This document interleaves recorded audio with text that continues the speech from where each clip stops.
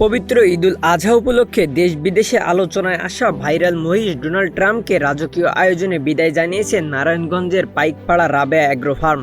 সোমবার বিকেলে মহিষটির ক্রেতা সেটিকে নিতে এলে লাল গালিচা সংবর্ধনা, রঙিন স্মোক শো ও বিশেষ সাজসজ্জার মধ্য দিয়ে বিদায় দেওয়া হয়। দুপুর থেকে খামারের কর্মীরা আলভিনো জাতের এই মহিষটিকে গোসল করিয়ে বিদায়ের প্রস্তুতি নিতে থাকে। পরে মহিষটির গায়ে রাজকীয় পোশাক পরিয়ে লাল গালিচায় হাঁটিয়ে আনা হয়। এরপর চারপাশে রঙিন কালার স্মোক ছড়িয়ে এক উৎসবমুখর পরিবেশ তৈরি করা হয়। বিদায়ের মুহূর্তে খামার মালিক পক্ষ ও উপস্থিত দর্শনার্থীদের অনেকেই আবেগ আপ্লুত হয়ে পড়ে। অন্যদিকে ভাইরাল এই মহিষটিকে নিজেদের এলাকায় নিতে পেরে উচ্ছ্বাস প্রকাশ করেন ক্রেতা ও তার স্বজনরা।